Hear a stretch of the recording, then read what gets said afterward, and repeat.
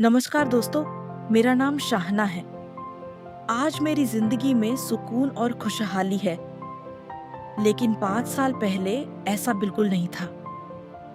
आइए, आपको मेरी कहानी शुरू से सुनाती हूँ। ये कहानी सिर्फ 5 साल पुरानी नहीं है, बल्कि इसकी जड़ें मेरे बचपन से जुड़ी हुई हैं। मेरे अब्बा 2 भाई थे, एक मेरे अब्बा और दूसरे मेरे बड़े अब्बा। मेरे बड़े अब्बा के 2 बेटे थे, जबकि मेरे अब्बा की 3 बेटियां थीं और मैं सबसे छोटी। मेरे जन्म पर किसी ने खुशी नहीं मनाई। अब्बा को बेटा चाहिए था और इस वजह से वो मेरी अम्मी से अक्सर नाराज रहते। उनसे ठीक से बात तक नहीं करते थे।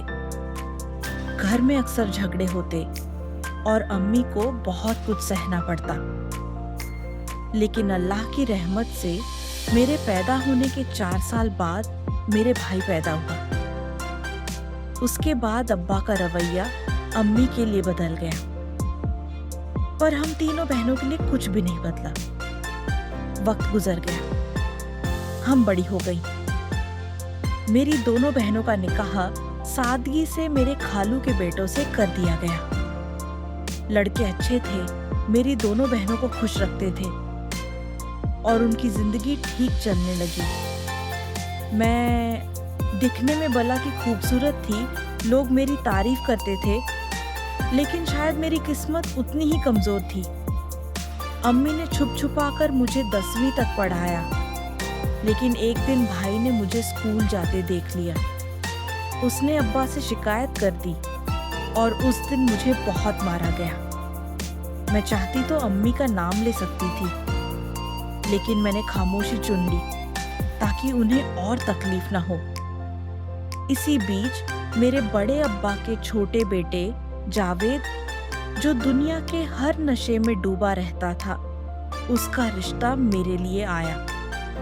वो मुझे बचपन से पसंद करता था, लेकिन मैंने कभी उसे उस नजर से नहीं देखा। अब्बा ने बिना मेरी रजामंदी जाने तुरंत हाँ कर दी और इस तरह मेरी जिंदगी का सबसे बड़ा फैसला मेरी मर्जी के बिना ही ले लिया गया। सिर्फ 18 साल की उम्र में मेरा निकाह 26 साल के जावेद से कर दिया गया। निकाह के बाद जब मैं उसके घर पहुंची तो सब कुछ मेरे लिए नया और डरावना था। उस पहली रात मैं अपने कमरे में अकेली बैठी थी। जब जावेद कमरे में आया, उसने बहुत पी रखी थी। उसका रवैया अच्छा नहीं था। मैं बहुत डर गई थी और उस रात मैंने जो सहा उसे लफ्जों में बयान करना मुश्किल है। पूरी रात वो जानवरों से भी बदतर सलूक करता रहा मेरे साथ। मैं सब कुछ सहती रही यल सुबह, जब मैं दर्द और थकान से टूट चुकी थी।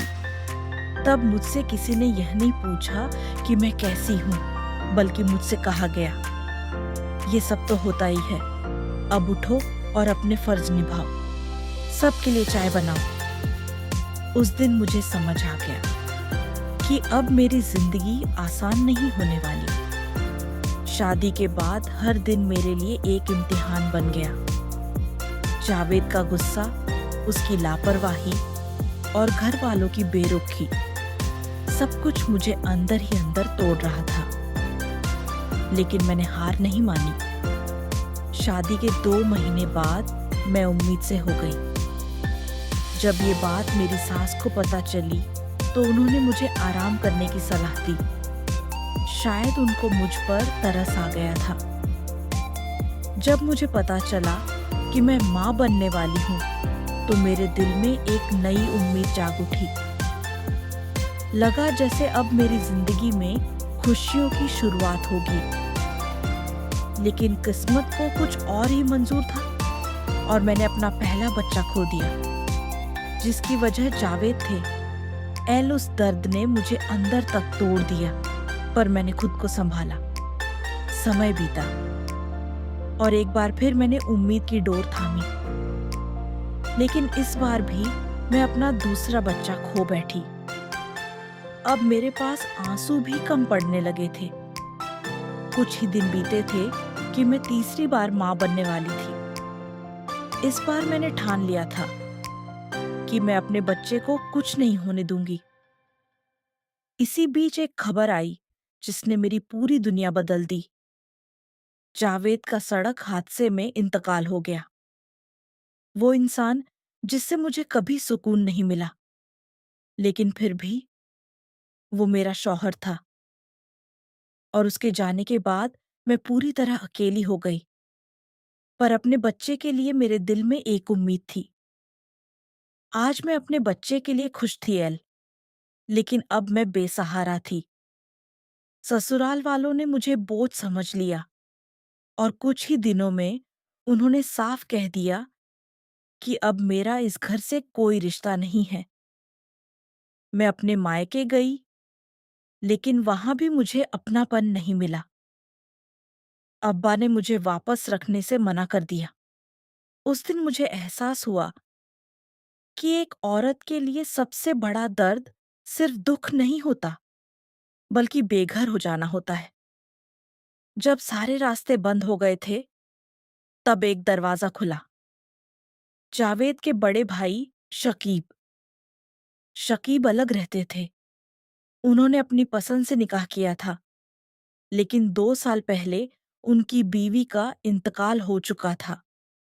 वो तन्हा रहते थे, लेकिन दिल के बहुत नरम, समझदार और जिम्मेदार इंसान थे। उन्होंने जब मेरी हालत देखी, मेरी खामोशी, मेरा डर और मेरी टूटी हुई हिम्मत, तो बिना कुछ सोचे मुझे अपने घर में पनाह दी। उन्होंने कभी मुझ पर एहसान नहीं जताया, बल्कि हमेशा मुझे इज्जत दी, मेरी बात सुनी, मेरे जज्बात को समझा। वो हर छोटी छोटी बात का ख्याल रखते थे। मेरी तबीयत, मेरा आराम, मेरा खाना, यहाँ तक कि मेरी खामोशी भी। धीरे धीरे मुझे एहसास हुआ कि वो सिर्फ सहारा नहीं, बल्कि एक सुरक्षित साया है। उन्होंने मेरे आने वाले बच्चे को भी दिल से अपनाया और कभी ये महसूस नहीं होने दिया कि वो उनका अपना नहीं है।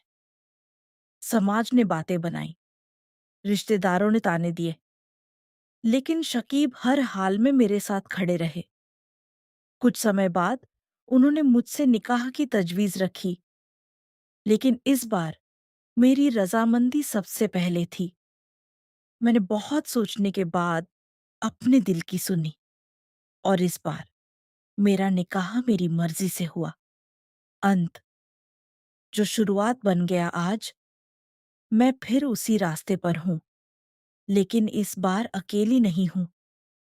शकीब के साथ मुझे वो सुकून मिला जिसकी मैंने हमेशा दुआ की थी। उन्होंने मेरे टूटे हुए यकीन को फिर से जोड़ा और मुझे ये एहसास दिलाया कि मैं सिर्फ एक जिम्मेदारी नहीं, बल्कि एक इंसान हूं। आज 5 साल बाद मेरी जिंदगी खुशनुमा है और अल्लाह के फजल से मेरे 2 बच्चे हैं। मैं टूटी जरूर थी, लेकिन खत्म नहीं हुई। मैं हारी जरूर थी, लेकिन रुकी नहीं, और शायद यही मेरी असली जीत है। अगर आपको ये कहानी पसंद आई हो, तो वीडियो को लाइक करें और चैनल को सब्सक्राइब करना न भूलें, क्योंकि ऐसी ही सच्ची और दिल छू लेने वाली कहानियां हम आपके लिए लाते रहेंगे। Thanks for listening.